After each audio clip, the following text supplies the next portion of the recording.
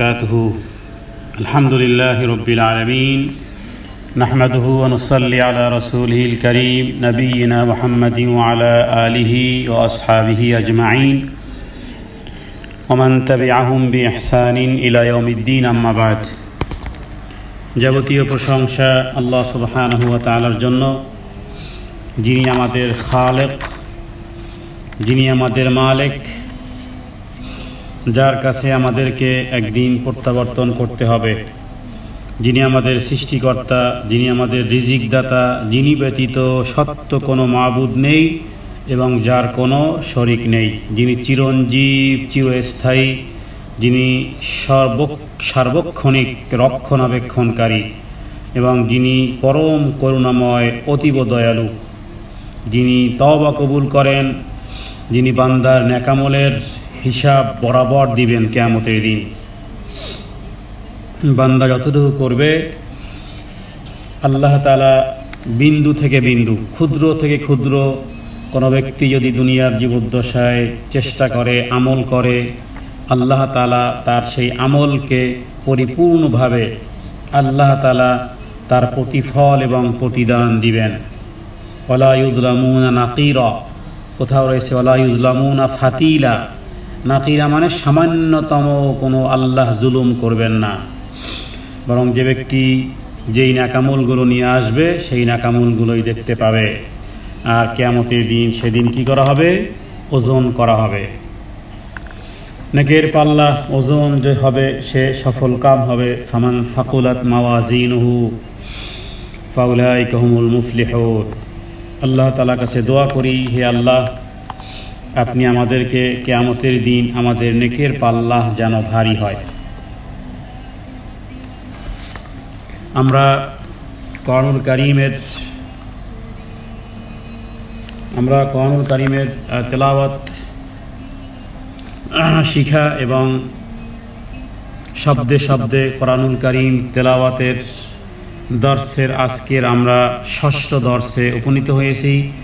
আল্লাহ সুবহানাহু ওয়া তাআলার কাছে তৌফিক কামনা করি, তিনি যেন আমাদেরকে গোটা কোরআনুল কারীম, সম্পূর্ণ কোরআনুল কারীম শব্দে শব্দে যেন আমরা শিখতে পারি এবং এই কোরআনের সাথে হাদিসের কি সম্পর্ক, আয়াত কি দাবি করে ইত্যাদি বিষয়গুলো যেন আমরা পুঙ্খানুপুঙ্খভাবে যেন জানতে পারি। আল্লাহ তাআলার কাছে সেই তৌফিক কামনা করি। ওমা তাওফীকি ইল্লা বিল্লাহ আলাইহি তাওয়াক্কালতু ওয়া ইলাইহি উনীব। কোরআনুল কারীম, এই কোরআনুল কারীমকে আল্লাহ তাআলা পাহাড়ের উপরে অবতীর্ণ করতে চেয়েছিলেন। তাহলে কোরআনুল কারীম যদি পাহাড়ের মতন বিশাল সৃষ্টির উপর যদি কোরআনুল কারীম অবতীর্ণ করা হতো, এই কোরআনুল কারীমে যে কি পরিমাণ আল্লাহ তাআলা দায়িত্বশীলতা দিয়েছেন, এই কোরআনুল কারীমে আল্লাহ তাআলা কি আদেশ করেছেন, কি নিষেধ করেছেন, কি ভয়াবহতা আছে, কি সুসংবাদ আর কি দুঃসংবাদ, তাহলে কি হতো? পাহাড় চূর্ণ বিচূর্ণ হয়ে যেত। সূরা হাশরের 21 নম্বর আয়াতে আল্লাহ তাআলা বলেছেন, লাউ আনজালনা হাযাল কোরআন, যদি আমি এই কোরআন পৃথিবীর সমস্ত পাহাড়ের উপর অবতীর্ণ করতাম, তাহলে হে নবী, লারাইতাহু, তাহলে তুমি দেখতে, খাশিআম মুতাসাদ্দিআম মিন খাশিয়াতিল্লাহ, পাহাড় সমূহ, মানে পৃথিবীতে আর কোনো পাহাড় থাকতো না। তুমি দেখতে পাহাড় সমূহ বিনীত হয়ে আল্লাহ তাআলার ভয়ে বিদীর্ণ হয়ে যেত। আল্লাহর ভয়ে পাহাড় সমূহ নিঃশেষ হয়ে যেত। প্রশ্ন হলো, পাহাড়ের কি প্রাণ শক্তি আছে? পৃথিবীতে জীববিজ্ঞান, জড়বিজ্ঞান, জড় পদার্থ, জীব পদার্থ ইত্যাদি আমরা জানি যে চেয়ার টেবিল, যেগুলো জড় পদার্থ, যেগুলো বাড়ে না কমে না, সেগুলোর কোনো প্রাণ নেই। আর যেগুলো বাড়ে কমে সেগুলোর মধ্যে প্রাণ আছে। কিন্তু ইসলাম বলে ভিন্ন কথা। ইসলাম বলে প্রতিটি জিনিসের মধ্যে সঞ্জীবনী শক্তি আছে, চাই আমরা অনুভূত হোক বা না হোক। যেমন সহিহ বুখারীতে হাদিস আছে, নবীজি একটা শুকনো খেজুর গাছের ডালে হেলান দিয়ে খুতবা দিতেন। এরপরে মসজিদে নববীতে একটা মেম্বার তৈরি হলো। একজন মহিলা তার কাছে বলল, ইয়া রাসূলুল্লাহ, আমার কাছে নাজ্জার আছে, মানে আমার কাছে কাঠ মিস্ত্রি আছে, আমি আপনাকে একটা মেম্বার তৈরি করে দিই, যেখানে আপনি উঠে আপনি বক্তব্য দিলে সবাই দেখতে পাবে। এরপরে করা হলো। এরপরে নবীজি যেই দিন জুমার দিন তিনি সেই নূতন মেম্বারে উঠে খুতবা দেওয়া শুরু করেছেন। সাহাবায়ে কেরাম শুনেছেন, যে বোকা মানে কান্নার আওয়াজ শুনেছেন। কী রকমের কান্না? কা মানে উটনির, গর্ভবর্তী উটনি যেভাবে করে চিৎকার করে, এইভাবে করে মসজিদের মধ্য থেকে চিৎকার আসতেছে। বিষয় কি? বিষয় হলো সেই যে খেজুরের শাখা, একটা মরা ডাল, সেটা কাটতেছে। এটি নবীজির মুআজিজা। রাসূলুল্লাহ সাল্লাল্লাহু আলাইহি ওয়াসাল্লামের প্রায় ৩৫,০০০ মুআজিজা ছিল। ৩৫,০০০ মুআজিজা ছিল। এর মধ্যে বড় মুআজিজা কিন্তু কোরআনুল কারীম। বাকি চন্দ্রকে দ্বিখণ্ডিত করা নবীজির হাতের ইশারায়, সেগুলো মুআজিজার মধ্যে অন্তর্ভুক্ত। একাধিক মুআজিজা ছিল। ৩৫,০০০ মুআজিজার মধ্যে এটাও একটা মুআজিজা, যে একেবারে শুকনো ডাল কান্না শুরু করেছে। এরপরে নবীজি মেম্বার থেকে নামলেন, সেই শুকনা ডালকে বুকে জড়িয়ে ধরলেন। এরপরে বলা হয় যে আস্তে আস্তে একটা বাচ্চা যেভাবে করে মায়ের কোলে কাঁদতে কাঁদতে আস্তে আস্তে আস্তে করে তার কান্নার আওয়াজ ক্ষীণ হয়, এভাবে করে সেই খেজুর গাছের ডালের কান্না ক্ষীণ হয়েছিল। অনুরূপভাবে আমরা জানি, যারা মদিনাতে গিয়েছেন তারা দেখেছেন মদিনার সেই উহুদ পাহাড়, ৪ কিলোমিটার প্রশস্ত, ৮ কিলোমিটার লম্বা। এই উহুদ পাহাড় সম্পর্কে নবীজি বলেছেন, হাদিস মুসলিমে আছে, হাযা জাবালুন ইউহিব্বুনি ওয়া নুহিব্বুহু। এই পাহাড়কে আমরা ভালোবাসি, এই পাহাড়ও আমাদেরকে ভালোবাসে। দেখুন, আমরা পাহাড়কে ভালোবাসা বা কোনো চেয়ার টেবিলকে ভালোবাসা সেটা ভিন্ন জিনিস, ভালোবাসা দাবি করতে পারি। কিন্তু আমি বলতে পারি যে আমার সোফা সেটটাকে আমি খুব ভালোবাসি, আমার টেবিলটাকে আমি খুব ভালোবাসি। কিন্তু এই কথার অর্থ কি যে টেবিলটাও আমাকে ভালোবাসে? নবীজি তো এমন কথা বলেছেন যে হাযা জাবালুন, এই যে উহুদ পাহাড়, এটাকে আমরা ভালোবাসি, আবার উহুদ পাহাড়ও আমাদেরকে ভালোবাসে। তার মানে সঞ্জীবনী শক্তি। কোরআনুল কারীমে আল্লাহ তাআলা বলেছেন, ইউসাব্বিহু লিল্লাহ মা ফিস সামাওয়াতি ওয়া মা ফিল আরদি। আসমান আর জমিনের মধ্যে যা কিছু আছে, জীব পদার্থ আর জড় পদার্থ বলে কোনো কথা নেই, সব তাসবিহ পাঠ করে আল্লাহ তাআলার। ওয়ালাকিল্লা তাফকাহুনা তাসবিহাহুম, ওয়ালাকিল্লা তাফকাহুনা, তোমরা অনুধাবন করতে পারো না, তাসবিহাহুম, তাদের তাসবিহ সমূহ। এই মাটি আল্লাহ তাআলার সাক্ষ্য দিবে। আপনারা সূরা জিলজালের মধ্যে পড়েছেন, ইদা জুলজিলাতিল আরদু জিলজালাহা, যে যেদিন ভূমিকম্প শুরু হবে, ওয়াকালাল ইনসানু মা লাহা ইয়াওমাইদিন তুহাদ্দিসু আখবারাহা বিআন্না রাব্বাকা ওয়াহালাহা। কথা বলবে, মাটি সব উদ্গীরণ করে দিবে, কথা বলবে। এগুলো সবই আল্লাহর সৈন্য।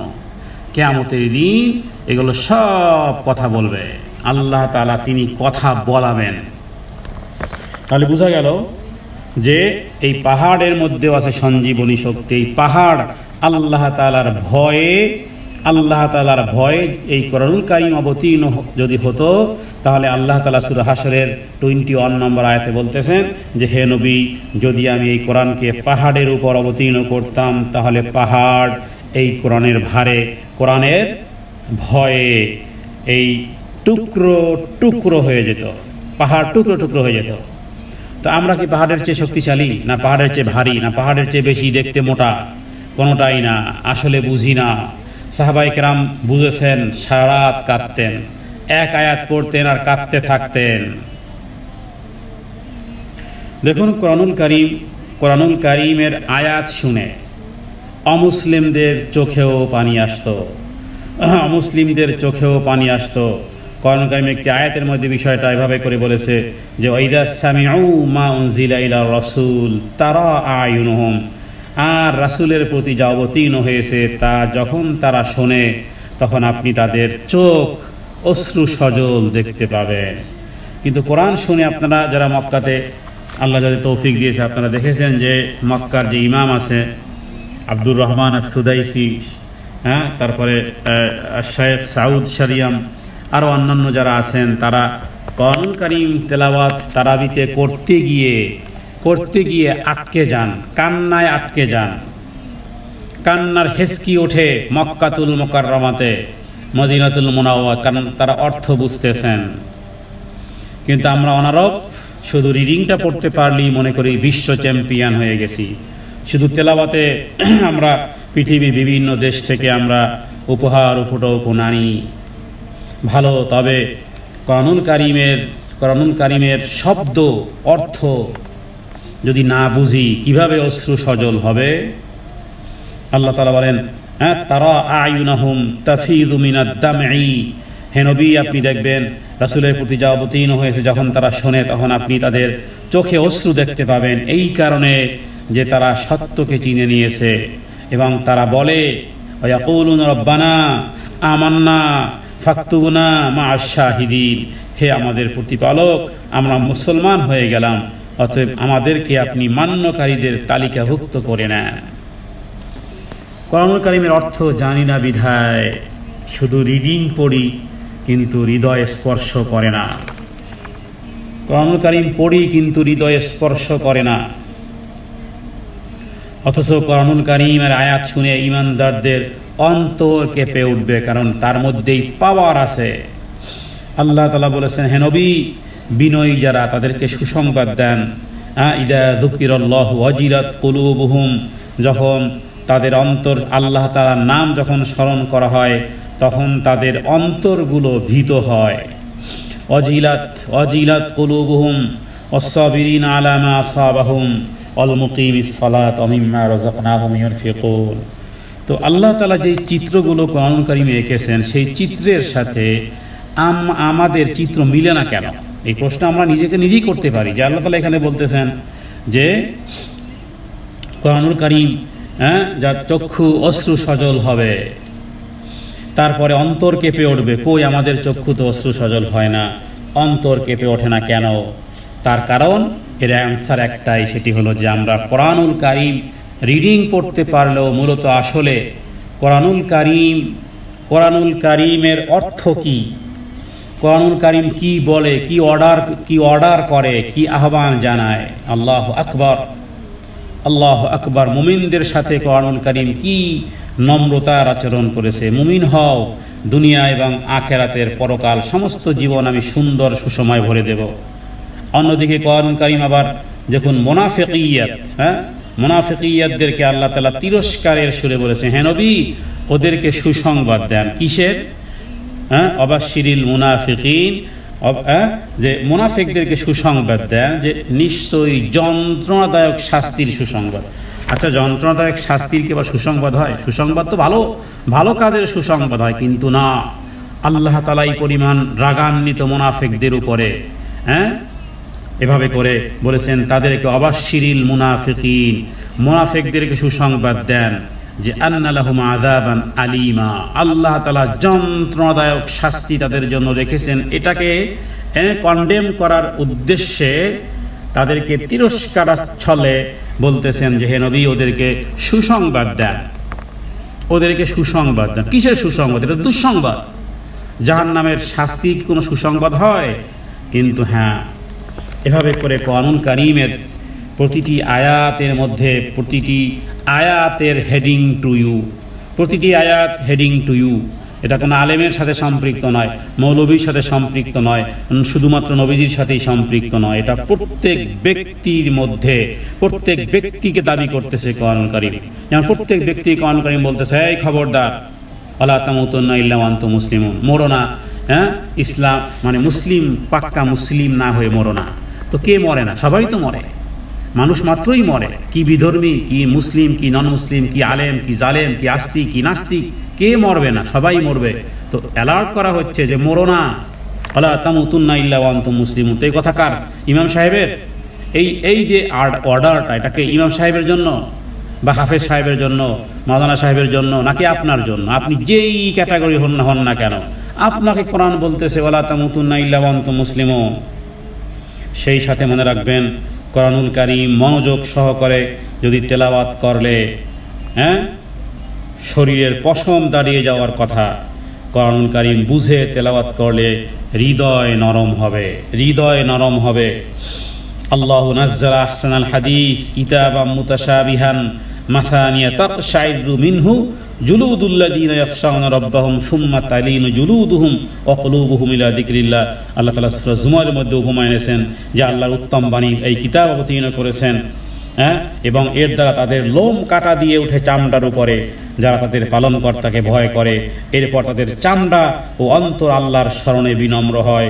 এটা আল্লাহর পথ নির্দেশ, এর মাধ্যমে আল্লাহ যাকে ইচ্ছা পথ প্রদর্শন করেন, যাকে ইচ্ছা গোমরাহ করেন। আর আল্লাহ যদি কাউকে গোমরাহ করেন তার কোনো পথ প্রদর্শনকারী নেই। অতএব এই যে একটা প্র্যাকটিস, সেটি দুনিয়ার জীবদ্দশায় থাকতেই আমাদের করতে হবে। যদি করোনায় আমাদের মৃত্যু হয়ে যেত, হায় হায় কি হতো! করোনায় যদি মৃত্যু হয়ে যেত আমাদের, এখন আমরা কবরে শুয়ে থাকতাম, হাড্ডি গোশত সব গলে একাকার হয়ে যেত, আর সুযোগ থাকতো না। অতএব গনিমত মনে করুন, জীবনের প্রতিটি মিনিটকে গনিমত মনে করুন। আল্লাহ তাআলার কাছে আমরা তৌফিক কামনা করি, হে আল্লাহ আপনি আমাদেরকে হায়াতে তয়্যিবা দান করেন। আমরা শব্দে শব্দে কোরআন, আমরা প্রতিটি শব্দের অর্থ জেনে জেনে কোরআনুল কারীম তেলাওয়াত করব, পড়ব, জানব। হে আল্লাহ আপনি আমাদেরকে তৌফিক এনায়েত করেন। খালেসভাবে আল্লাহর আপনার সন্তুষ্টির জন্য এই প্রোগ্রাম শেষ না হওয়া পর্যন্ত, তার মানে গোটা কোরআনুল কারীম বুঝে এবং এই কোরআনুল কারীম এই হক আদায় করার আগ মুহূর্ত পর্যন্ত আপনি মালাকুল মউত আমাদেরকে পাঠায়েন না। আল্লাহুম্মা আমিন। তাহলে শুরু হচ্ছে আজকের শব্দে শব্দে কোরআনের ষষ্ঠ দর্স, এবং কোরআনুল কারীমের সূরা ফাতিহার আমরা আজকের 6 নম্বর, এই ষষ্ঠ দর্সে 6 নম্বর আয়াত সূরা ফাতিহার আমরা তেলাওয়াত করব ইনশাআল্লাহ বিইذنিল্লাহ। আমা তাওফীকি ইল্লা বিল্লাহ। তাহলে শুরু করতেছি। আউযু বিল্লাহি মিনাশ শাইতানির রাজীম। সূরাতুল ফাতিহার 6 নম্বর আয়াত। ইহদিনাস সিরাতাল মুস্তাকিম।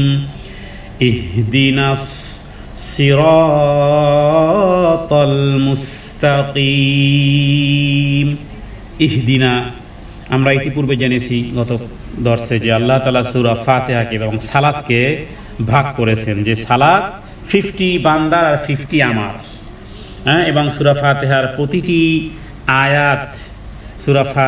প্রতিটি আয়াত আমরা যখন তেলাওয়াত করি তখন আল্লাহ তাআলা আমাদের কথোপকথনের প্রতি উত্তর প্রদান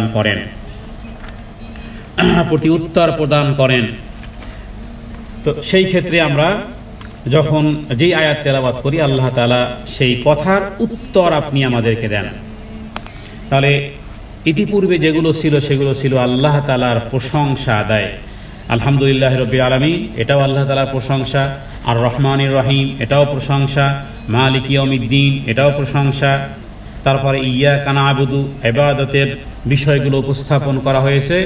এবার এই ষষ্ঠ আয়াতে বলা হচ্ছে ইহদিনাস সিরাতাল মুস্তাকিম। ইহদিনা, হে আল্লাহ আপনি আমাদেরকে দেখান। সিরাত মানে পথ, মুস্তাকিম মানে সরল সঠিক। এখানে 3টি শব্দ আছে। তাহলে সিরাত শব্দের অর্থ হলো পথ, আর ইহদিনা যেটাকে আমরা বলি হেদায়েত, বাংলাতে আমরা বলি না যে হেদায়েত। তো হেদায়েতের মূল শব্দ যে ইহদিনা। ইহদিনা এখানে বলা হয়েছে যে আমাদেরকে দেখান। ইহদিনা মানে আমাদেরকে দেখান। আমরা যখন বলি ইয়াকা না'বুদু ওয়া ইয়াকা নাস্তাইন, এই আয়াতটি বলার আমরা যখন সালাতে বলি তখন আল্লাহর প্রতি উত্তরে কি বলেন, গতকালকে বলেছি আবারও বলি, যখন আমরা সালাতে এই আয়াতটি বলি ইয়াকা না'বুদু ওয়া ইয়াকা নাস্তাইন, তখন আল্লাহ তাআলা বলেন, হাদিস সহিহ মুসলিমের হাদিসে কুদসি, আল্লাহ তাআলা কি বলেন? আল্লাহ বলেন হাযা বাইনি ওয়া বাইনা আবদি ওয়া লি আবদি মা সাআলা। এটি হলো এই আয়াত বলার পরে আল্লাহ তাআলা এই উত্তরটি দেন, হাযা বাইনি ওয়া বাইনা আবদি ওয়া লি আবদি মা সাআলা। তার মানে আল্লাহ বলেন এটা আমার এবং আমার বান্দার একটা মাঝের মধ্যবর্তী বিষয়। আমার বান্দা যা চায় আমি তাকে তাই দেব। তাহলে ইহদিনা, হে আল্লাহ আপনি আমাদেরকে দেখান। ইহদিনা, ইহদি শব্দের অর্থ হয় যে আমাকে হেদায়েত দেন, না মানে আমাদেরকে, বহুবচন ব্যবহার করা হয়েছে। শুধু ইহদি মানে আমাকে হেদায়েত দেন, আর না মানে আমাদেরকে। আর সিরাত, সিরাতের আরবি আসলে এমন একটা গ্রামার, যেই আরবি গ্রামারের পৃথিবীর সমস্ত ভাষায় আল্লাহ তাআলার একটা দান। সূরা ইব্রাহিমের 4 নম্বর আয়াতে আল্লাহ তাআলা বলেছেন, কিন্তু আরবি এমন এক ভাষা, সুবহানাল্লাহ, একই শব্দের শতাধিক অর্থ হয়। আবার এট এ টাইম কোরআনুল কারীমের বা আরবি ভাষার একটা বৈশিষ্ট্য হলো যে এট এ টাইম, স্থানকাল পাত্র হিসেবে একই শব্দ পজিটিভও বুঝায়, নেগেটিভও বুঝায়। হ্যাঁ, এটা একটা বিচিত্র জিনিস। একই টাইমে মানে অবস্থার প্রেক্ষাপটে একই শব্দ পজিটিভও বুঝায়, নেগেটিভও বুঝায়, ইতিবাচকও বুঝায়, নেতিবাচকও বুঝায়। যেমন নাকি মসজিদুল হারাম, হ্যাঁ, আমরা বলি না মসজিদুল হারাম, এখানে মানে কি? হারাম মসজিদ। এখানে হারাম শব্দের অর্থ নিষিদ্ধতাও হয়, আবার হারাম শব্দের অর্থ সম্মানিতও হয়। তাহলে দেখুন, আমরা যে বলি হারাম হারাম হারাম, এই হারাম যেমন মসজিদুল হারাম, মসজিদুল হারাম কাকে বলা হয়? মক্কাতুল মুকাররমার যে মসজিদটা, ওটার মূলত আসলে আরবি নাম মসজিদুল হারাম। সুবহানাল্লাযী আসরা বিআবদিহি লাইলাম মিনাল মসজিদিল হারাম, আল্লাহ বলেছেন। মক্কাতুল মুকাররমা, মদিনাতুল মুনাওয়ারা আপনার আমার বাংলা দেয়া নাম, এ তো বাংলা দেয়া নাম। মক্কার নাম তো আসলে বাক্কা, মক্কার কোরআনুল কারীমের নাম এসেছে বাক্কা। হ্যাঁ, তো মক্কাও আছে, উম্মুল কোরা এটাও আরবি নাম, এটাও কোরআনে ব্যবহৃত নাম, বালাদিল আমিন এগুলো কোরআনুল কারীমে ব্যবহৃত নাম। কিন্তু আমরা মক্কাতুল মুকাররমা, মদিনাতুল মুনাওয়ারা এই নামগুলো আমাদের বাংলাভাষী দেওয়া নাম, এটা কোনো আরবি নাম নয়, মনে রাখবেন। আরবি কোরআনুল কারীম থেকে যদি আমরা দুই মসজিদের নাম জানতে চাই, বলে মসজিদুল হারাম। হ্যাঁ, আর নবীজি মদিনার মসজিদকে কি বলা হয়? মসজিদুন নববী, মসজিদুন নববী। আপনি ওই মদিনাতুল মুনাওয়ারা ইত্যাদি এগুলো আমাদের দেওয়া নাম। তো আসল নামটা কি? আসল নাম হলো মসজিদুন নবী, হ্যাঁ, মসজিদে নববী। আর মক্কার যে মসজিদ, এই মসজিদটার নাম হলো মসজিদুল হারাম। তাহলে এখানে হারাম শব্দের অর্থ ইতিবাচক হয়, নেতিবাচক হয়। হারাম মানে সম্মানিত, মানে সম্মানিত মসজিদ। আবার এটাও হয় যে হারাম মানে নিষিদ্ধ, তার মানে এই মসজিদ চত্বরে, এই মসজিদ এরিয়াতে অনেক জিনিস আছে যেগুলো হালাল, কিন্তু সেগুলো আল্লাহ তাআলা হারাম করে রেখেছেন। যেমন আপনি কোনো শিকার করতে পারবেন না, শিকার নিষিদ্ধ এই মসজিদুল হারামে। হ্যাঁ, এখানে কবুতর বলে অথবা অন্য কোনো, যখন এখন তো বিল্ডিং, কিন্তু সেই সময়কালে তখন তো উন্মুক্ত। তো সেখানে যদি আপনার সামনে দিয়ে একটা হরিণও চলে যায়, কারণ ওই সময় তো পাহাড় পর্বতওয়ালা শহর ছিল, তো আপনি মক্কার হেরেম এরিয়াতে আপনি সেই হরিণটাকে ধরতেও পারবেন না, কারণ নিষিদ্ধ এরিয়া। যাই হোক, তাহলে আমরা ইহদিনাস সিরাতাল মুস্তাকিমের শাব্দিক অর্থ ইহদিনা মানে আমাদেরকে দেখান। সিরাত শব্দের অর্থ হলো পথ, সিরাত শব্দের অর্থ আরো বহু হয়, আমরা একটু সামনে আলোচনা করব। আর মুস্তাকিম বলা হয় সোজা পথকে, মুস্তাকিম। ফার্সিতে মুস্তাকিমও বলা হয়, রাস্তায় আমরা যেমন বলি স্ট্রেট, গো স্ট্রেট। হ্যাঁ, তো এই স্ট্রেটকে মানে সোজাকে ফার্সি ভাষায় মুস্তাকিমও বলা হয়, বা মুস্তাকিম মানে সরল সঠিক পথ। হে আল্লাহ, আমাদেরকে সরল পথ দেখান, পথের হেদায়েত দেন। মূলত দেখুন, হেদায়েত হলো এমন এক জিনিস, হেদায়েত হলো এমন এক জিনিস যেটি আল্লাহ তাআলার হাতে। প্রথমত জানতে হবে, হেদায়েত রাসূলুল্লাহ সাল্লাল্লাহু আলাইহি সাল্লামের হাতে নয়। যদি রাসূলুল্লাহ সাল্লাল্লাহু আলাইহি সাল্লামের হাতে হেদায়েত থাকতো, তাহলে নবীজি অবশ্যই আবু তালেবকে হেদায়েত দিতেন। আর বেলাল রাদিয়াল্লাহু তাআলা আনহু কোথায় দূরে, হ্যাঁ, তো বেলাল রাদিয়াল্লাহু তাআলা আনহু হেদায়েত পাওয়াটা তো অনেক কঠিন হয়ে যেত, কারণ সে এমনিতেই হাবশী, তারপরে গোলাম, তিনি গোলাম, তার বাবা গোলাম, তার মা গোলাম। তার মানে হলো যে হেদায়েত দেওয়ার মালিককে, তিনি হলেন আল্লাহ সুবহানাহু ওয়া তাআলা। আর এখানে হেদায়েতের আরবি গ্রামার অনুযায়ী স্নেহ, করুণা, কল্যাণ কামনা সহ কাউকে মঙ্গলময় পথ দেখিয়ে দেওয়া এবং মঞ্জিলে মকসুদে মানে গন্তব্য স্থানে পৌঁছে দেওয়াকে আরবিতে কি বলা হয়? হেদায়েত বলা হয়। তাহলে আপনি এবার আল্লাহ তাআলার কাছে কি চাইবেন? মানুষের জন্য শ্রেষ্ঠ দোয়া হেদায়েতের আর কিছু নেই। আপনি আল্লাহ তাআলার কাছে সূরা ফাতিহার মধ্যে তো বুঝেন আর না বুঝেন, এমনি তো বলবেন, হে আল্লাহ, আল্লাহুম্মা হদিনা এভাবে বলেন। হ্যাঁ, তাহলে আরবিতেও হবে আল্লাহুম্মা মানে হে আল্লাহ, ইহদিনা মানে আজকে জানলেন যে ইহদিনা মানে আমাদেরকে সরল সঠিক পথ দেখান, আমাদেরকে হেদায়েত দেন।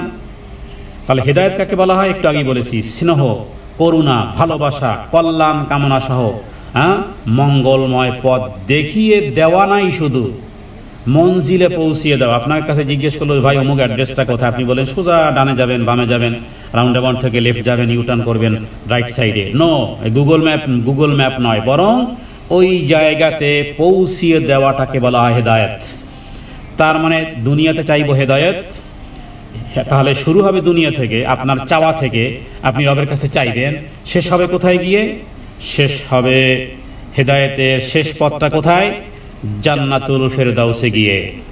তাহলে এবার বলেন আপনি এমন পথ চাইবেন কিনা? দুনিয়ার জীবদ্দশায় চাইবেন হেদায়েত, তাহলে হেদায়েত যদি আপনার এই প্রার্থনা যদি কবুল হয়, হ্যাঁ, কোরআন সুন্নাহর টার্ম অ্যান্ড কন্ডিশন অনুযায়ী, তাহলে এই হেদায়েতের পথটা শেষ হবে গিয়ে জান্নাতুল ফেরদাউসে। আরবিতে এটাকে বলা হয় হেদায়েত, মানে পথ প্রদর্শন করা। দ্বিতীয় লক্ষ্য হলো পৌঁছে দেওয়া। হেদায়েতের মধ্যে দুটি অর্থ আছে, এক হলো সঠিক পথের সন্ধান দেওয়া এবং এট এ টাইমে সঠিক জায়গাতে পৌঁছে দেওয়াটাকে আরবিতে কি বলা হয়?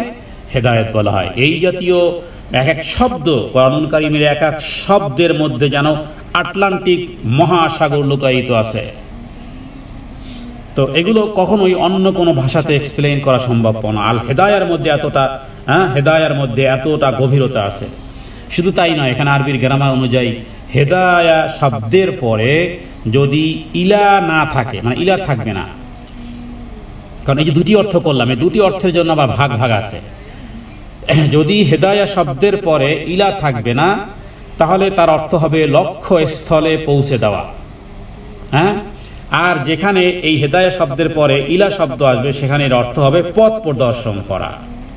যেমন কোরআনুল কারীমের একটি আয়াতের মধ্যে জানাকি রাসূলুল্লাহ সাল্লাল্লাহু আলাইহি ওয়াসাল্লামকে বলা হয়েছে, হে নবী, ইন্নাকা লা তাহদি মান আহবাবতা ওয়ালাকিন্নাল্লাহা ইয়াহদি মান ইয়াশা। এখানে ইলা নেই, এই যে তাহদি মানে হেদায়েত, ইয়াহদি মানে হেদায়েত। তো এখানে বলা হচ্ছে যে সূরা কাহাসের একটি আয়াত, যে নিশ্চয়ই আপনি লক্ষ্যস্থলে মঞ্জিলে পৌঁছে দিতে পারবেন না হে নবী, যাকে আপনি পৌঁছাতে চাইবেন। তার মানে হে নবী, আপনি হেদায়েতের মালিক নয় যে যাকে খুশি তাকে আপনি হেদায়েত দিবেন। ওই যে ইলা শব্দটা নেই। আচ্ছা, হেদায়েতের পরে যদি এখানে ইলা শব্দ ব্যবহৃত হয়নি, তার মানে হলো যে আপনি শুধু রাস্তা বলে দিতে পারবেন, মানে অ্যাড্রেসিংটা করতে পারবেন, বাট মঞ্জিলে মকসুদে পৌঁছে দিতে আপনি পারবেন না। আবু তালেবকে নবীজি পৌঁছে দিয়েছিলেন, বলেছিলেন ইয়া আম্মি, হে আমার প্রিয় চাচা, কুল কালিমাতান, একটা মাত্র বাক্য বলেন, এর বাক্যের বিনিময়ে কালিমাতান মানে একটি মাত্র বাক্য বলেন, শুধুমাত্র বলে যান লা ইলাহা ইল্লাল্লাহ, বাস লা ইলাহা ইল্লাল্লাহ বলে যান, মুহাম্মদুর রাসূলুল্লাহ বলে যান। দুনিয়ার মৃত্যুর আগে আপনি শুধুমাত্র এই কথাটা বলে যান চাচা, তাহলে কি হবে? ওয়াহাজুলাকা ইনদাল্লাহ, কিয়ামতের দিন আমি এটাকে দলিল হিসেবে সাব্যস্ত করতে পারবো যে আমার চাচা দুনিয়ার জীবদ্দশায় কালিমা পড়েছিল। কিন্তু আবু তালেব মৃত্যুর আগে সে কথা আর বলল না। নবীজি কেঁদে দিয়েছিলেন, আবু তালেবের শিওরের কাছে নবীজি বসা ছিলেন। এতটা স্নেহ, এতটা মায়া, এতটা মমতা, এতটা ভালোবাসা, কোলে পিঠে করে মানুষ করা, নিজের সন্তানকে খাবার না দিয়ে মুহাম্মদ সাল্লাল্লাহু আলাইহি সাল্লামকে খাবার দিয়েছেন। সারাটা জীবন ছায়ার মতো থেকেছে আবু তালেব, শুআইব আবি তালেবে বন্দির তিন বৎসর নবীজির সঙ্গ ছাড়ে নাই আবু তালেব। সেই আবু তালেব মৃত্যু সজ্জায় শায়িত, নবীজি বললেন একটা কথা বলে যান হে চাচা, কিয়ামতের দিন আমি দলিল হিসেবে আপনার পক্ষের সুপারিশ করতে পারবো। চাচা বলল না, চলে গেল দুনিয়া থেকে। নবীজি চোখের পানি ছেড়ে দিলেন। একটু পরেই জিবরাইল আমিন এসে উপস্থিত। আয়াত নাজিল হলো, আয়াত ইন্নাকা লা তাহদি, সূরা কাসাস আয়াত নম্বর 56। হে নবী, নিশ্চয়ই আপনি কাউকে মঞ্জিলে মকসুদে পৌঁছে দিতে পারবেন না, কাউকে আপনি হেদায়েত দিতে পারবেন না যাকে আপনি পছন্দ করেন, বরং ওয়ালাকিন্নাল্লাহ ইয়াহদি মান ইয়াশা, বরং আল্লাহ তাআলা যাকে চাইবেন তাকেই লক্ষ্যস্থলে পৌঁছে দিবেন। এবার যদি লক্ষ্যস্থলে পৌঁছতে চান, লক্ষ্যস্থলে পৌঁছতে যদি চান তাহলে সূরা ফাতিহা পাঠ করুন এবং সূরা ফাতিহার অর্থ জানুন, কারণ এখানে সব ডাইরেক্ট কথোপকথন হচ্ছে। হ্যাঁ, যাদের কনসেপ্ট এই রকমের যে কিয়ামতের দিন, আমি তো মূর্খ মানুষ, আমি তো গণ্ডমূর্খ, আমি তো এতটা আরবি জানি না, এতটা স্কলার না, তবে আমি একজন পীর ধরেছি, আমি একজন আল্লামা ধরেছি, কিয়ামতের দিন হ্যাঁ আল্লাহ আমার পক্ষে সে ওকালতি করবে। তো এই জাতীয় গণ্ডমূর্খদেরকে বলবো, তোরা সূরা ফাতিহা কেন পড়ো? তোদের পীরের অনুমতি ছাড়া, পীর ব্যতীত, পীরে কিয়ামতের দিন সুপারিশ করবে, পীর ডানা ধরে জান্নাতে নিয়ে যাবে, তারপর এই করবে সেই করবে। তো এখানে যে রবের সাথে সরাসরি কথা বলতে আসলাম, কারণ সূরা ফাতিহা রিডিং করাটাই মানেই হলো রবের সাথে সরাসরি কথা বলা, ওখানে পীর লাগবে। তো তোমরাও সূরা ফাতিহা কিভাবে পড়ো? তোমাদের পীরের কাছে অনুমতি নিয়ে সূরা ফাতিহা পড়ো, কারণ সূরা ফাতিহা মানেই হলো আমার রবের সাথে ডাইরেক্ট কথোপকথন। অতএব এই মূর্খতা থেকে কাটাতে হবে। বরং রাসূলুল্লাহ সাল্লাল্লাহু আলাইহি ওয়াসাল্লামের হাতেও হেদায়েত ছিল না, আল্লাহ তাআলার কাছে হেদায়েত।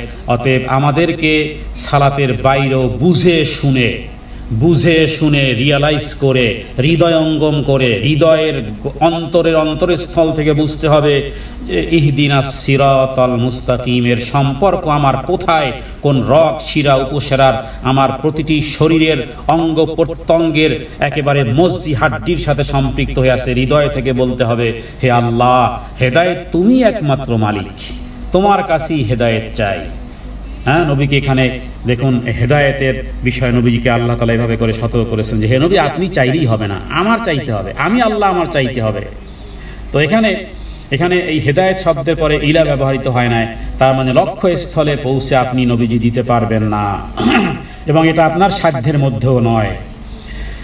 পক্ষান্তরে পথ প্রদর্শন করাটা সেটা আপনার সাধ্যের মধ্যে, যেমন কোরআন কারিমে সূরার মধ্যে এসেছে এভাবে, ওয়া ইন্নাকা লাতাহদি ইলা সিরাতিম মুস্তাকিম। এই যে ইলা এসেছে হেদায়েতের পরে, তার মানে হে নবী, আপনি অবশ্যই সরল সঠিক পথ প্রদর্শন করেন।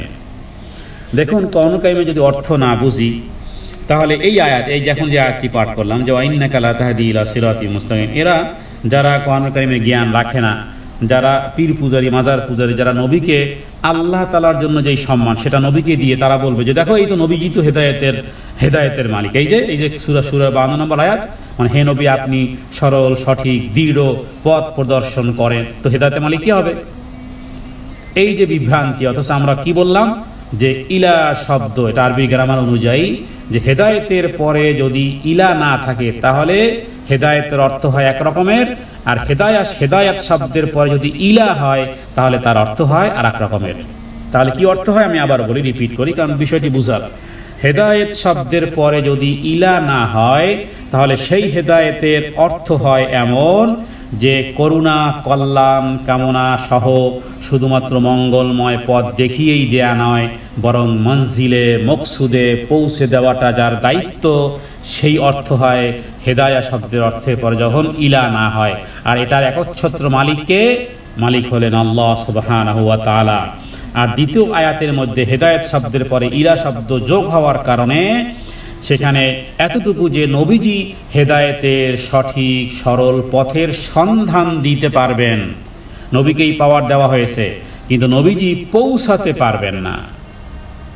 যদি পৌঁছাতে পারতেন তাহলে আবু তালেবের তো অবস্থা হতো না। কিন্তু নবীর যেখানে ক্ষমতা নেই সেখানে কিছু ব্যক্তিবর্গ নবীকেও ক্ষমতা দিয়ে রেখেছে, আব্দুল কাদের জিলানীকেও পারমিশন দিয়ে রেখেছে। পীর পূজারীরা তাদের ওই বাবা শাহকেও এই পাওয়ার দিয়ে রেখেছে। আর নবীজির তো এই ক্ষমতা নেই যে কাউকে ধরে হেদায়েত দিতে পারবেন, হ্যাঁ হেদায়েতের বাণী পৌঁছাতে পারবেন। দলিল সূরা যে আমরা তেলাওয়াত করলাম, যে প্রথম হলো সূরা কাসাসের 165 নম্বর আয়াত, সূরা কাসাসের 56 নম্বর আয়াত। এবং নবীজিও যে হেদায়েতের মালিক নয়, বরং নবীজি যে শুধুমাত্র সরল সঠিক পথের পথ প্রদর্শনকারী, সেটি আছে সূরা আশ-শুআরা আয়াত নম্বর 52। তাহলে আমরা রাসূলুল্লাহ সাল্লাল্লাহু আলাইহি ওয়াসাল্লামের থেকে ডেসক্রিপশন নেব, ডিটেলস নেব, আর হেদায়েত চাইব কার কাছে? আল্লাহ সুবহানাহু ওয়া তাআলার কাছেই আমরা হেদায়েত চাইব। এই ইলা দ্বারা মূলত আসলে এখানে এটাই বোঝানো হয়। তাহলে দেখুন সুদৃঢ় পথে এবং মনজিলে মকসিদে চালানো, তার মানে যেখানে বান্দা আল্লাহ তাআলার নিকট প্রার্থনা করে যে শুধু এতটুকুই বলে না যে হে আল্লাহ আপনি আমাদেরকে সোজা সুদৃঢ় পথের সন্ধান দিন, না শুধু সন্ধান দিন নয়, বরং হে আল্লাহ আপনি আমাদেরকে সরল সুদৃঢ় সঠিক পথে চলবার তৌফিক সহ মনজিলে মকসুদে, মনজিলে মকসুদ মানে টার্গেট, যেটা টার্গেট আমাদের দুনিয়ার জীবদ্দশায় আমরা জন্মগ্রহণ করেছি, আমাদের একটা টার্গেট আছে। কি টার্গেট? যে যেদিন মরে যাব সেদিন থেকে যেন জান্নাতের সাথে কানেক্টেড হয় কবরের, এবং জান্নাতুল ফেরদাউসটা যেন চাই। তো সেই প্রোগ্রামিংয়ের ক্ষেত্রে এটা একটা বিষয় যে আমাদের টার্গেট হলো জান্নাতুল ফেরদাউস। আমাদের ঠিকানা কোথায়? জান্নাতুল ফেরদাউস। আমাদের বাবা মার ঘরবাড়ি কোথায় ছিল? জান্নাতুল ফেরদাউসে ছিল। আমাদের বাবা মাকে আদম আলাইহিস সালাম, হাওয়া আলাইহিস সালাম কোথায় ছিলেন তারা? তার মানে অরিসত্ব যদি পেতে হয়, একজন বাবা যে একজন সন্তান যেভাবে করে একজন বাবার অরিসত্ব কখন পায়? যখন বাবার আনুগত্যকারী থাকে তখন তাদের কথা উল্লেখ করে যায়। কিন্তু যদি কোনো ছেলে যদি পৃষ্ঠ প্রদর্শনকারী হয়, যদি বাবার সাথে লেগে থাকে, তো কোনো কোনো বাবা কি করে? তেজ্যপুত্র করে যায়। তো আমাদের আসল ঘরবাড়ি কোথায়? আমাদের আসল ঘরবাড়ি জান্নাতে, যেখানে আমাদের বাবা আদম আলাইহিস সালাম, আমাদের মা হাওয়া আলাইহিস সালাম ছিলেন। সেটা হলো আমাদের টার্গেট এবং আমাদের মনজিলে মকসুদ। তো আল্লাহ তাআলার কাছে সেই মনজিলে মকসুদে পৌঁছে দেওয়া, কারণ পথের সন্ধান পেলেই যে পথ পাওয়া যায় এবং তাতে চলে মনজিলে পৌঁছা সম্ভবপর হয় না, সেটা নিশ্চিত নয়। আপনি পথ পেলেই যে সঠিক পথে পৌঁছতে পারবেন না। এই জন্য এর সাথে সিরাতে মুস্তাকিম শব্দ আছে। সিরাত শব্দের অর্থ হলো রাস্তা বা পথ, আর মুস্তাকিম মানে সরল পথ, সোজা পথ। তার মানে সেই হিসেবে সিরাতে মুস্তাকিমের অর্থ হয় এমন যে এমন পথ যা একেবারে সোজা, যা সুগম, যা একজন ব্যক্তিকে ওই রাস্তায় যদি সোজা চলতে থাকে তাহলে মনজিলে মকসিদে পৌঁছতে পারবে সে। এবং কোরআনুল কারীমে আল্লাহ তাআলা এমন রাস্তার কথা আল্লাহ তাআলা কোরআনুল কারীমের মধ্যে বলেছে, হে নবী আপনি বলে দেন যে এটাই হলো এটা নিশ্চয়ই ইন্না রব্বি ওয়া রব্বুকুম ফাবুদু হাদা সিরাতুম মুস্তাকিম। সূরা মারইয়ামের মধ্যে ঈসা আলাইহিস সালামের কথোপকথন এভাবে এসেছে যে নিশ্চয়ই আমার প্রভু আল্লাহ তাআলা এবং তোমাদেরও রব আল্লাহ তাআলা, অতএব তার ইবাদত করো, একমাত্র তারই ইবাদত করো, এটাই হলো সঠিক পথ, এটাই হলো সিরাতে মুস্তাকিম। অর্থাৎ আল্লাহ তাআলাকে রব বলে স্বীকার করা, কেবল তার বান্দা হয়ে জীবনযাপন করলেই সিরাতে মুস্তাকিম অনুসরণ করা হবে। এবং আল্লাহ তাআলা কোরআনুল কারীমে বহু জায়গাতে বিষয়টি বলেছেন যে এটাই হলো ওয়া আলাল্লাহি কসদুস সাবিল ওয়া মিনহা জায়ের ওয়ালাউ শাআ লাহাদাকুম আজমাইন। দেখো এই পথে নবীজি একদিন এক্সাম্পল দিলেন, একেবারে খারিতা মানে একবারে ড্রয়িং করে দেখালেন নবীজি। ড্রয়িংটা নবীজির হাতের ড্রয়িংটা ছিল এভাবে, নবীজি ড্রয়িংটা করেছেন অবশ্য হাত দিয়ে মাটির মধ্যে। সেখানে কি করলেন? নবীজি একটা সোজা দাগ টানলেন। একেবারে নবীজি সাহাবীদেরকে হাতে কলমে ড্রয়িং করে ডিজাইন করে নবীজি শিখিয়েছেন। সোজা একটা পথ টানলেন, এরপরে ওই পথের মধ্যে আবার ডান দিক থেকে বাম দিক থেকে অনেকগুলো পথ আঁকলেন। এরপর নবীজি বললেন যে দেখো এই যে প্রত্যেকটা অনেকগুলো পথ আছে, হেদায়েতের পথে অনেকগুলো পথ আসবে, প্রত্যেকটা পথে শয়তান দাঁড়িয়ে আছে, তারা বলবে এটাই পথ, এটাই পথ, আসো এদিকে আসো, এদিকে আসো, এভাবে করে। কিন্তু নবীজি সোজা একটা দাগ টানলেন, বললেন এটাই হলো সঠিক সোজা পথ, মানে ডানেও না বামেও না। তার মানে আত্মরক্ষা করতে চাইলে, জাহান্নাম থেকে আত্মরক্ষা পেতে চাইলে এই সোজা সঠিক সরল পথ, যা নাকি কোরআন সুন্নাহর পথ। কিন্তু দুঃখের বিষয় আমাদের সমাজে অনেক পথ আছে, মাইজ ভান্ডারির পথ আছে, চিশতিয়া পথ আছে, কাদিরিয়ার পথ আছে, মুজাদ্দিদিয়ার পথ আছে, নকশাবন্দির পথ আছে, মাইজ ভান্ডারির পথ আছে, কাদিয়ানি আছে, আরও বহু নামে বিভিন্ন নামে বহু মত আর পথ আছে। চরমোনাই কোন একটা বইয়ে 126টা তরিকা লেখা আছে, 126 তরিকা। কত তরিকা! আমরা এই কথা বলবো যে আমাদের তরিকা একটাই, আমাদের 126 তরিকা আমাদের নেই, আমাদের তরিকা হলো একটাই তরিকা। তরিকা মানে রাস্তা, আমাদের তরিকা হলো কোরআন এবং সহিহ সুন্নাহ। ব্যাস, এটাই সরল সঠিক পথ, এখান থেকেই নিতে হবে, এখান থেকেই ব্যাখ্যা নিতে হবে। আবার এই ব্যাখ্যা নিলেই যে আমরা মানব তা নয়, বরং সাহাবায়ে কেরাম এই আয়াত থেকে, এই হাদিস থেকে, এই যেই বুঝ তারা বুঝেছেন সেই বুঝ যদি নিতে পারি তাহলেই হবে সহজ সরল সঠিক পথ। কারণ নবীজি বলেছেন যে আমার উম্মতের মধ্যে 73টি দল হবে, 72টি দল যাবে কোথায়? জাহান্নামে, একটি দল যাবে জান্নাতে। ইয়া রাসূলুল্লাহ, সেই দলটি কারা? সেই দলটি কারা? তখন নবীজি বললেন, মা আনা আলাইহি ওয়া আসহাবি, মা আনা আলাইহি ওয়া আসহাবি, আমি এবং আমার সাহাবায়ে কেরাম যেই মত আর যেই পথে আসি, এই মতে আর এই পথে যারা থাকবে তারাই জান্নাতি, তারাই ফেরকায়ে নাজিয়া। ফেরকা মানে দল, নাজিয়া মানে মুক্তিপ্রাপ্ত দল। যদিও সমস্ত দল, এমনকি কাদিয়ানিরাও, এমনকি শিয়ারাও, এমনকি সবাই নিজেদেরকে মুক্তিকামী দল দাবি করে।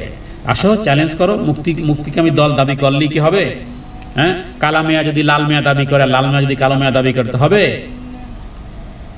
বরং প্রমাণ দিতে হবে। প্রমাণ হলো যে আমার মানহাজ হলো কোরআন এবং সুন্নাহ, কোরআন এবং সহিহ সুন্নাহ হলো আমার মানহাজ, এবং আমি ওই ব্যাখ্যা গ্রহণ করব যা নাকি সাহাবায়ে কেরাম যেই ব্যাখ্যা গ্রহণ করেছেন।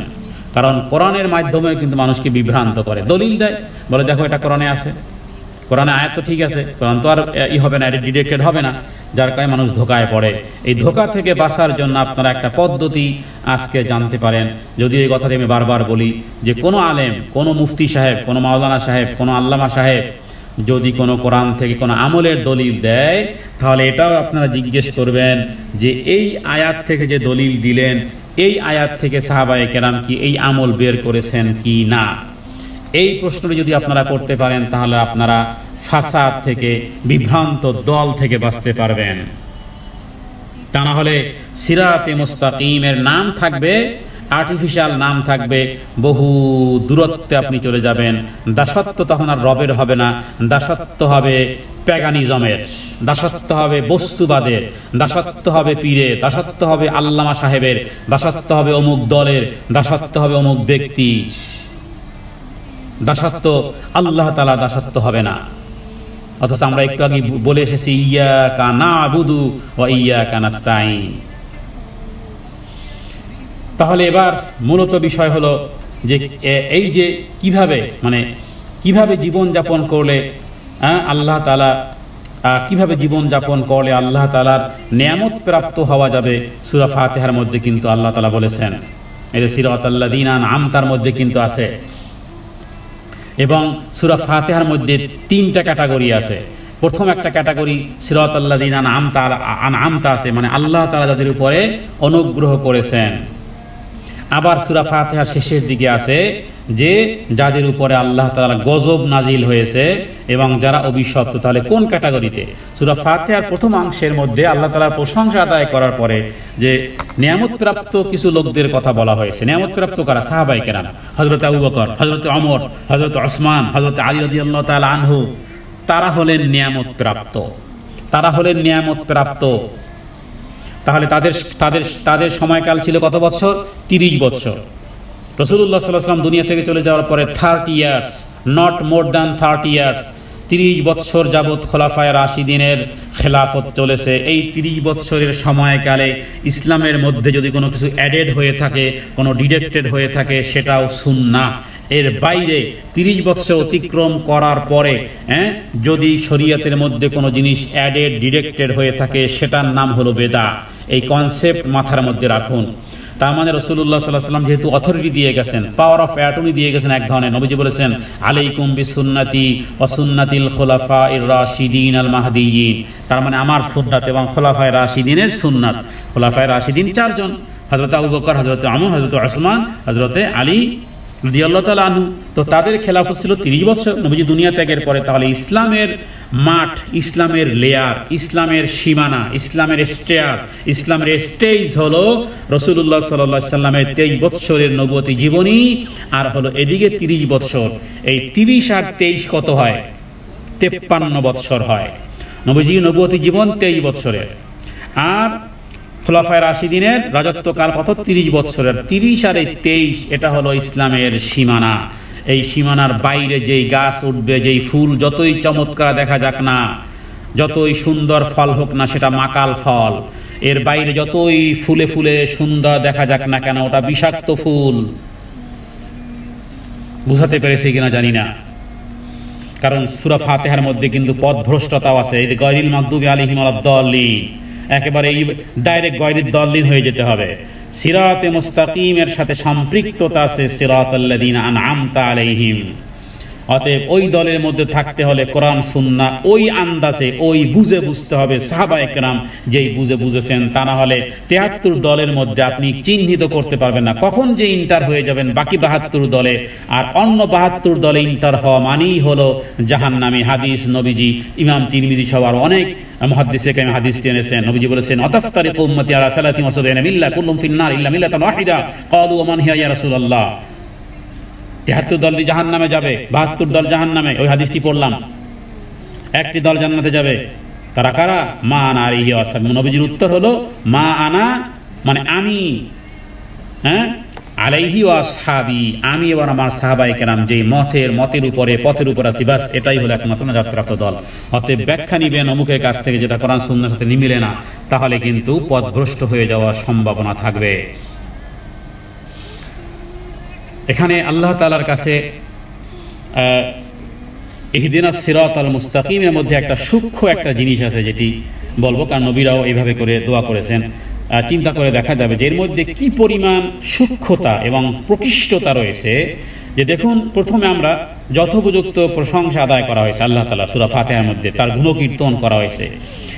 এরপরে অথবা নিজের এবং মুসলিম ভাইদের প্রয়োজন পূরণের জন্য প্রার্থনা করা হয়েছে।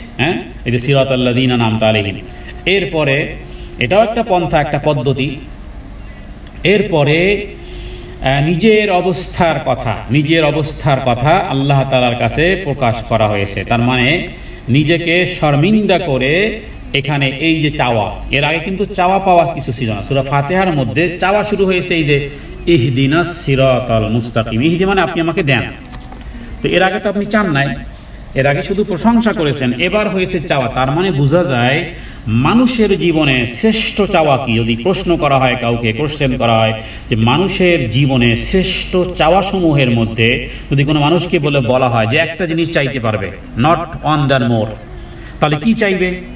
এই প্রশ্ন যদি আমরা করি তাহলে সূরা ফাতিহা থেকে আমরা উত্তর পাই, সেটি হলো কোনো মানুষকে যদি বলা হয় যে মাত্র একটা জিনিসই চাইতে পারবে, তলব হবে এক জিনিস, কি চাইবে বলো এবার, তাহলে আমরা বলবো ইহদিনাস সিরাতাল মুস্তাকিম। এভাবে আমরা বলবো, বাস চাওয়া পাওয়া হয়ে গেছে, আমার মানব জীবনের জন্ম সার্থক হয়ে গেছে। কারণ আমি এমন এক জিনিস চেয়েছি, এটার সূত্র আমার কাছ থেকে শুরু, স্টার্ট এবং এন্ড অফ মোমেন্ট হলো জান্নাতুল ফেরদাউস।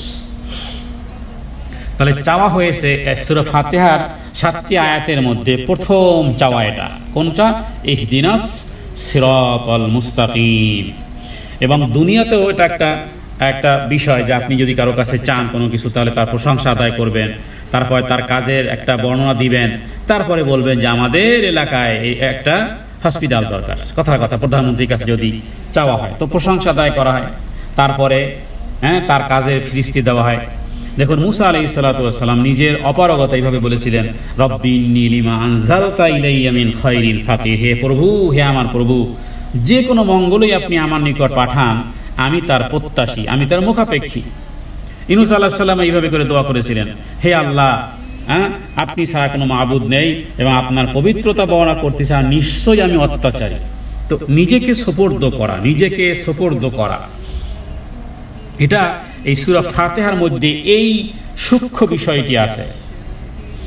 কোনো আরবরা বলতো যে আমার প্রয়োজন বর্ণনা দেওয়ার তেমন কোনো দরকার নেই, কারণ আমার রব তো তিনি সব কিছু জানেন, তার দয়ার দানই তো আমার জন্য যথেষ্ট। এবং আমি জানি যে দান এবং সুবিচার আল্লাহ তাআলার পবিত্র একটি চিরাচরিত অভ্যাসের অন্তর্ভুক্ত। সুতরাং আপনার পবিত্রতা বর্ণনা করা, আপনার প্রশংসা গুণকীর্তন করাটাই আমার প্রয়োজন পূরণের জন্য যথেষ্ট। তো এই কারণে অনেক ক্ষেত্রে চাইতেও হয় না। তার মানে প্রশংসা যদি সঠিকভাবে আদায় করা হয় তো চাওয়াটা এমনি হয়ে যায়। যেমন নাকি আমরা জানি একটি দুরূদের ব্যাপারে একটি হাদিস রয়েছে, যে বলা হয়েছে যে ব্যক্তি দুরূদ পাঠ করে আল্লাহ তাআলা যেটা সে চাইতো সেটাও পূর্ণ হয়ে যায় যখন কোনো ব্যক্তি দুরূদ পাঠ করে। অথবা কোরআন কারীম যদি কেউ তেলাওয়াত করে, তাহলে যিনি চাইতেছে, মনে কোনো এক ব্যক্তি কোরআন কারীম তেলাওয়াত করতেছে এবং কোন এক ব্যক্তি দুরূদ পাঠ করতেছে, আর আরেক ব্যক্তি সে রবের কাছে খুব কান্নাকাটি করতেছে, দোয়া করতেছে, তাহলে হাদিস থেকে বোঝা যায় যে এই যে ব্যক্তি, এক ব্যক্তি দোয়া করতেছে, এটা একটা উত্তম আমল, আল্লাহ তাআলার কাছে শ্রেষ্ঠ একটা আমল দোয়া করাটা। কিন্তু আর দুই ব্যক্তি তারা ব্যস্ত আছে, একজন আছে দুরূদ পাঠে আর একজন আছে কোরআন কারীমের তেলাওয়াতে, তাহলে এই যে ব্যক্তি চাইতেছে এই পরিমাণ বা এর থেকে বেশি এই দুই ব্যক্তিকেও দিয়ে দিবেন। সুবহানাল্লাহি ওয়া বিহামদিহি। যিনি কোরআন কারীম তেলাওয়াতের মধ্যে যুক্ত আছেন, যিনি দুরূদের মধ্যে লিপ্ত আছেন, কারণ দুরূদের ফজিলতের মধ্যে এমন একটি বিশুদ্ধ হাদিসও আছে। তখন কোন এক সাহাবী বলেছিল যে আমি কি পরিমাণ দোয়া করব, কি পরিমাণ দুরূদ পাঠ করব, তখন নবীজি তার উত্তরে যখন বলেছিলেন যে তুমি যদি দুরূদ পাঠ করো সেটা তোমার জন্য যথেষ্ট, তখন বলেছে পুরোটা সময় আমি দুরূদ পাঠ করব। তাহলে তো ওই হাদিসের অংশ বিশেষ আমি বললাম যে তাহলে এখানে হেদায়েতের আগে আমরা আল্লাহ তাআলার জন্য যে প্রশংসা করেছি, এরপরে একটা শ্রেষ্ঠ জিনিস চেয়েছি, সেটি হলো হেদায়াত। তার মানে হেদায়েত যেহেতু আল্লাহ তাআলার কাছে, যে ইন্নাকা লা তাহদি ইলা সিরাতিম মুস্তাকিম, আল্লাহ তাআলা নবীকে বলেছে, হে নবী আপনি সরল পথ মানুষকে যে প্রদর্শন করেছেন। কারণ সূরা ফাতিহা কার উপর নাজিল হয়েছে? আল্লাহু আকবার। নবীজি যখন মেরাজে গিয়েছেন তখন তার উপরে সূরা ফাতিহা নাজিল হয়েছে। আবার দুনিয়ার জমিনেও একবার নাজিল হয়েছে, দুইবার সূরা ফাতিহা দুইবার নাজিল হয়েছে। এবং এই সূরা ফাতিহা মেরাজ রজনীতে আবার পুনরায় আবার দেওয়া মানেই হলো যে সেখানে 50 ওয়াক্ত সালাত দেওয়া হয়েছিল, এরপরে সেখান থেকে করতে করতে 5 ওয়াক্ত রয়ে গেছে, সূরা ফাতিহা রয়ে গেছে, কিন্তু 50 ওয়াক্তের সওয়াব আল্লাহ তাআলা আমাদের আমল নামাতে দিয়ে দিবেন। এই হলো সিরাতে মুস্তাকিম। সিরাতে মুস্তাকিমের ব্যাখ্যার ক্ষেত্রে কেউ এটাও বলেছেন যে সিরাতে মুস্তাকিম হলো সুস্পষ্ট, সরল এবং পরিষ্কার রাস্তা, যার কোনো জায়গায় কোনো আঁকা বাঁকা নয়। এবং কোনো ব্যক্তি তারা বলেছেন যে সিরাতে মুস্তাকিমের একটি মারফু হাদিসে, অবশ্য মুসনাদে আহমদের মধ্যে একটি ঘটনাও এসেছে, মুসনাদে আহমদের মধ্যে এই ঘটনাটি এসেছে, আর তা হলো যে আব্দুল্লাহ থেকে একটি বর্ণনা রয়েছে। মানে সিরাতে মুস্তাকিম বুঝাতে গিয়ে রাসূলুল্লাহ সাল্লাল্লাহু আলাইহি ওয়াসাল্লাম একটা দৃষ্টান্ত দিয়েছেন। দৃষ্টান্তটা এটা হাদিসে মুসনাদে আহমদের মধ্যে দৃষ্টান্তটা আছে। সেটা হলো নবীজি দেখুন কিভাবে দৃষ্টান্ত দিয়েছেন। নবীজি বলেছেন যে সিরাতে মুস্তাকিমের হলো উপমা স্বরূপ এই রকমের, যেমন নাকি দুই দিকে দুইটি প্রাচীর রয়েছে, দুই দিকে দুইটি ওয়াল আছে, তবে ওয়ালের কিছু পর পর জানালা আছে, দরজা আছে, তার মানে আপনি এক্সিট হয়ে যেতে পারবেন। তাহলে নবীজি উদাহরণ দিয়েছেন, এটি মুসনাদে আহমদের একটি হাদিস যে রাসূলুল্লাহ সাল্লাল্লাহু আলাইহি সাল্লাম যে সিরাতে মুস্তাকিমের দৃষ্টান্ত বর্ণনা করেছেন এভাবে, যে সিরাতে মুস্তাকিম হলো যে যেমন নাকি একটা রাস্তা, দুই দিক থেকে দুইটা প্রাচীর রয়েছে, আর তাতে কিছু পরপর দরজাও আছে, এবং দরজাগুলোর উপরে পর্দা লটকানো আছে, সুন্দর সুন্দর পর্দা লটকানো আছে। মনে হচ্ছে যে এই দরজা দিয়ে ঢুকলেই মনে হয় কত সুন্দর, কারণ ঘরের দরজার কি বলে আপনার দরজার যেই থাকে, পর্দা থাকে, পর্দা দেখেও মোটামুটি একটা অনুমান করা যায়, এত সুন্দর সুন্দর করে পর্দা। আচ্ছা, তো সিরাতে মুস্তাকিমের প্রবেশদ্বারে যেটা ইন্টারেন্স সেখানে সব সময়ের জন্য একজন আহ্বানকারী নিযুক্ত রয়েছে, এবং সে বলতেছে, দেখো হে মানুষ, হে জনমণ্ডলী, তোমরা কিন্তু ডানে বামে কোথাও যেও না, তোমরা সবাই সোজা পথ ধরে চলে যাও। কিন্তু আপনি ডানে তাকাতেছেন, কি সুন্দর দরজা, কি সুন্দর পর্দা, বামে তাকাচ্ছেন, কি সুন্দর দরজা, কি সুন্দর পর্দা। এটি মুসনাদি আহমদের একটি হাদিসের উপমা দেওয়া হচ্ছে। এরপরে কিন্তু কন্টিনিউ আপনাকে বলতেছে, কিন্তু রাস্তার উপরে একজন নিযুক্তকারী ইন্টারেন্সের সময় এখানে বলেছে, দেখো এখানে ইন্টার হয়েছে তো সোজা চলে যাবে, ডানে বামে কোথাও যেও না। আবার রাস্তার উপরে একজন আহ্বানকারী রয়েছে, যে কেউ এই দরজাগুলোর কোন একটি খুলতে যাচ্ছে সে শুধুমাত্র সাবধান করতেছে, দেখো যদি খোলো তবে সোজা পথ থেকে সরে পড়বে।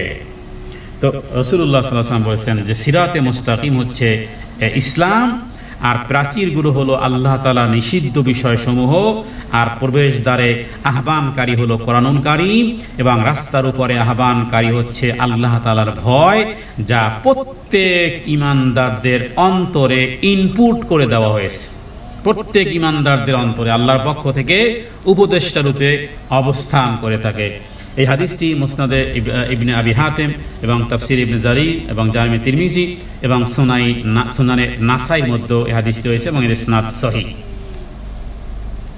তাহলে আমরা বুঝতে পারলাম যে সিরাতে মুস্তাকিমের অর্থ, অন্যদিকে সিরাতে মুস্তাকিমের অর্থ এটাও করা হয়েছে যে রাসূলুল্লাহ সাল্লাল্লাহু আলাইহি সাল্লামের দুনিয়া ত্যাগের পরে বা রাসূলুল্লাহ সাল্লাল্লাহু আলাইহি সময়কালে হযরত আবু বকর, মানে দুই খলিফা হযরত আবু বকর এবং হযরত ওমর রাদিয়াল্লাহু তাআলা, আবু আলিয়া নামক একজন ব্যক্তি মুহাদ্দিস, তিনি এই কথা অকপটে তিনি স্বীকার করেছেন এবং বলেছেন যে এটার অর্থ এটাও হয়, কারণ নবীজির কিছু কিছু বিষয় ছিল এমন হযরত আবু বকর এবং হযরত ওমরের কথা উল্লেখ করেছেন। তার মানে রাসূলুল্লাহ সাল্লাল্লাহু আলাইহি ওয়াসাল্লাম তার দুইজন খলিফা হযরত আবু বকর সিদ্দিক রাদিয়াল্লাহু তাআলা এবং ওমর রাদিয়াল্লাহু তাআলা তাদের অনুসারীগণের ন্যায় তারা ছিলেন সত্যের অনুসারী, যারা ইসলামের অনুসারী, তারা পবিত্র কোরআনের মান্যকারী এবং কোরআন আল্লাহর কিতাব এবং এটার সুদৃঢ় রজ্জু হলো সোজা পথ। যদিও শিয়ারা, আপনারা জানেন যে হযরত আবু বকর সিদ্দিক রাদিয়াল্লাহু তাআলা আনহু এবং ওমর রাদিয়াল্লাহু তাআলা আনহুকে গালাগালি করে, শুধু আলী রাদিয়াল্লাহু তাআলা আনহু অনুসরণকারী আর ওসমান রাদিয়াল্লাহু তাআলা আনহুর অনুসরণকারী। অথচ রাসূলুল্লাহ সাল্লাল্লাহু আলাইহি ওয়াসাল্লাম বহু হাদিসে কিন্তু হযরত আবু বকর এবং হযরত ওমরের বিষয়ে বলেছেন, তোমরা যদি কোনো বিষয়ে একমত পোষণ করতে, তাহলে আমিও সে বিষয়ে একমত পোষণ করতাম। তো যাই হোক, আব্দুল রাদিয়াল্লাহু তাআলা তিনি বলেছেন যে সিরাতে মুস্তাকিম হলো সেই পথ যা নাকি রাসূলুল্লাহ সাল্লাল্লাহু আলাইহি ওয়াসাল্লাম আমাদেরকে ছেড়ে দিয়ে গেছেন, মানে আমাদেরকে ছেড়ে রেখে গেছেন। এবং ইবনে জারির তিনি বলেছেন যে আয়াতের সর্বোত্তম তাফসীর হলো ইহদিনাস সিরাতাল মুস্তাকিম, যে আমাদেরকে যেন আল্লাহ তাআলা এমন কাজের তৌফিক দেন যা আল্লাহ তাআলার ইঙ্গিত এবং যার উপর চললে আল্লাহ তাআলা তার বান্দার উপরে সন্তুষ্ট হবেন এবং পুরস্কৃত করবেন, এমন মত আর এমন পথকেই ইমাম ইবনে জারির তিনি তাফসীরের মধ্যে বলেছেন সেটাই হলো সিরাতে মুস্তাকিম। তাহলে আপনি এখন কি করবেন? এখন আপনাকে করতে হবে যে আমার 24 আওয়ার্স আমাকে দেখতে হবে যে আমি যেই কথা বলতেছি, আমি যেই পথে চলতেছি, মানে অ্যাট দ্য টাইম আমি কি করতেছি, এটা আমার করণীয় কি ছিল, বর্জনীয় কি ছিল। কথা মার্কেটে গেলাম প্রয়োজন পূরণার্থে মার্কেটে গেলাম, এখন সেখানে আমার করণীয় কি? চতুর্দিক থেকে ডানে বামে পাপ এবং গুনাহসমূহ সুই করতেছে, কি আমি কি সেই দিকে ফেলফাল করে তাকিয়ে থাকবো? আমার করণীয় কি? অ্যাট দ্য টাইম আমার করণীয় কি? করণীয় হলো, সবাই জানি, বেশি কোরআন হাদিসে এত জ্ঞান দরকার হয় না। বিবেক নামক বিষয় অনেক মুফতি বসে আছে আমাদের প্রত্যেকের মাথার মধ্যে। একজন নারী তার দৃষ্টিশক্তিকে হেফাজত করবে, একজন পুরুষ তারা দৃষ্টিশক্তিকে হেফাজত করবে, এটা কে না জানে। এই জন্য বড় মুফতি হওয়ার প্রয়োজন হয় না। তাহলে অ্যাট দ্য টাইম যে আমাকে কি করতে হবে, এবং মনে রাখতে হবে যে আল্লাহ তাআলা প্রত্যেকটা বিনিময়ে তিনি পুরস্কৃত করবেন, আমার উপরে সন্তুষ্টও হবেন। শুধু কি তাই, যে কথাটা বলে ফেললাম যে দৃষ্টিশক্তি যদি কেউ হেফাজত করে, দৃষ্টিশক্তি হলো একটা জানালা যদি খোলা থাকে তাহলে ঘরে দেখবেন বালু ঢুকবে, ঘরে রৌদ্র ঢুকবে, বালু ঢুকবে, ঠান্ডাও ঢুকবে, গরমও ঢুকবে। এসি চলতেছে, দরজা খোলা, লাভ হবে না, এসি কুলিং কম হবে। আবার শীতকালে দরজাটা বন্ধ যদি না করেন তাহলে দেখবেন যে ঠান্ডা বাইরে হাওয়া আসতেছে, তার মানে দরজাটা বন্ধ করে দিতে হবে। আমাদের চোখ হলো মনের জানালা, আন-নাজরু সাহমুন, চোখ হলো শয়তানের তীর, এবং মন খুব টু ফাস্ট, পৃথিবীতে এর থেকে টু ফাস্ট আর কিছুই নেই।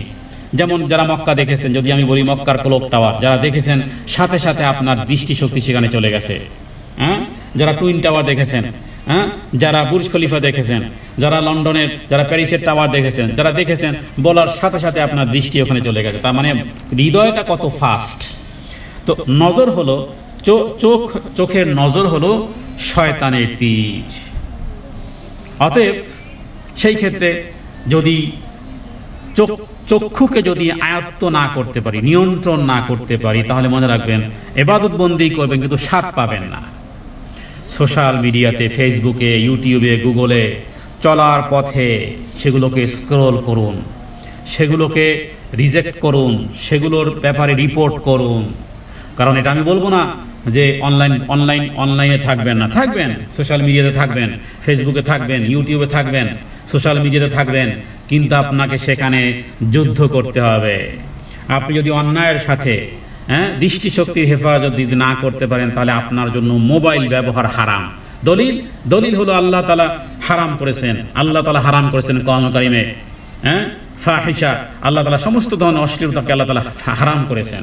তাহলে সেই অশ্লীলতা আপনি দেখতেছেন দৈনন্দিন, তার মানে আপনার জন্য মোবাইল কিভাবে হালাল হবে? হালাল তো তার জন্য যে এগুলোকে স্ক্রল করতে পারে, যেগুলো অ্যাভয়েড করতে পারে। এখান থেকে ভালো কিছু আপনার মাধ্যমে পৃথিবীবাসীর জন্য কোনো উপকার যদি 5 পয়সারও না হয়, অন্তত পক্ষে নিজের উপকার তো নিজে করবেন, নিজের উপকৃত তো নিজে করবেন। নিজের সিরাতে মুস্তাকিমটা তো ভাই আপনার, আপনি মরে গেলে আপনার ওই রাস্তায় চলতে হবে। অতএব সিরাতে মুস্তাকিমের সর্বশেষ ইমাম ইবনে জারির তিনি কি করেছেন? তিনি করেছেন যে আল্লাহ তাআলার কাছে এমন তৌফিক কামনা করা, চেষ্টা করা, যে যার ইঙ্গিত এবং যেই কথার উপরে চললে আল্লাহ তাআলা আমাদের উপরে সন্তুষ্ট হবেন এবং পুরস্কৃত করবেন, এমন দানে ভূষিত করবেন যা দ্বারা আল্লাহ তাআলা মনোনীত বান্দাদেরকেও ভূষিত করেছিলেন, যাদের কাতারে ছিলেন নবীগণ, দ্বিতীয় ছিলেন সিদ্দিকিনগণ, তৃতীয় ছিলেন শুহাদাগণ, যা নাকি সিরাতাল্লাযীনা আন'আমতার মধ্যে আমরা পড়েছি। অতএব আল্লাহ তাআলার নির্দেশাবলী নত শিরে মেনে নেওয়া এবং সেই সাথে সাথে নিষিদ্ধ জিনিস থেকে বেঁচে থাকা। আমরা নেকামল অনেক করি, রমজান মাসে আমরা মাশাআল্লাহ অনেক নেকামল করি, রোজা রাখি, তারাবি পড়ি, সালাত সিয়াম আদায় করি, 2-4 পয়সা দান সদকাও করবো, এগুলো নেকামল। কিন্তু আপনি নিষিদ্ধ জিনিস থেকে বাঁচতে পেরেছেন কি, সেটাকে কাউন্টডাউন করুন। নেকামল করাটা সহজ, কিন্তু পাপ থেকে বেঁচে থাকাটা আরো বেশি কঠিন। যদি নিষিদ্ধ জিনিস থেকে যদি বিরত না থাকতে পারেন তাহলে মনে রাখবেন সিরাতে মুস্তাকিমকে আপনি কলুষিত করেছেন। সিরাতে মুস্তাকিমের মধ্যে খারাপ কিছু নেই। সিরাতে মুস্তাকিম, ইহদিনাস সিরাতাল মুস্তাকিমের জন্য আল্লাহ তাআলার কাছে চাওয়া এবং সেই সাথে সাথে রবের কাছে দোয়াও করা, সিরাতে মুস্তাকিমের উপর পরিচালিত হওয়ার জন্য। কোরআন কারীমে আল্লাহ তাআলা দোয়া শিখিয়েছেন, নবীকে বলেছে, হে নবী আপনি বলে দেন, রব্বানা লা তুযিগ কুলুবানা, হে আমাদের প্রভু আপনি আমাদেরকে সুপথ প্রদর্শনের পর আমাদের অন্তরসমূহ কখনো বক্র করে দিবেন না। আল্লাহ বক্র করেন না, বক্র আমরা করি, পাপ করি, পাপের উপরে পাপ, এক পাপ আর এক পাপকে ডাকে। খারাপ লিঙ্কে ইউটিউবে একটা খারাপ জিনিস লিঙ্ক একটা লেখেন, দেখবেন যে খারাপ একটা লিঙ্ক দেখাবে, একই খারাপ লিঙ্ক আপনাকে আরো 1000 খারাপ লিঙ্কের দিকে টানবে, এটা তো বাস্তব।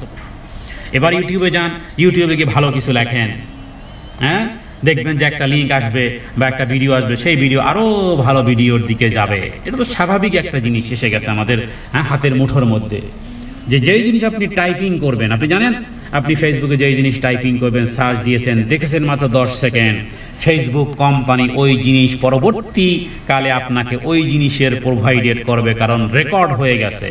একেবারে নর্মাল একটা জিনিস, যারা মিডিয়া, যারা ডিভাইস যারা চালান তারা এই বিষয়গুলো জানেন। 10 সেকেন্ডে কোনো খারাপ ভিডিও দেখেছেন, এবার তাদের টার্গেটে আপনি এসে গেছেন, পরবর্তীকালে ওই খারাপ ভিডিওর সাথে সম্পৃক্ত লিঙ্কগুলো, ভিডিওগুলো আপনার মোবাইলে আসতে থাকবে। একেবারে সোজা জিনিস। হ্যাঁ, তার মধ্যেও যদি কখনো কোনো কিছু আসে, সেই ক্ষেত্রে সেটাকে অ্যাভয়েড করতে হবে, সেটাকে রিপোর্ট করতে হবে।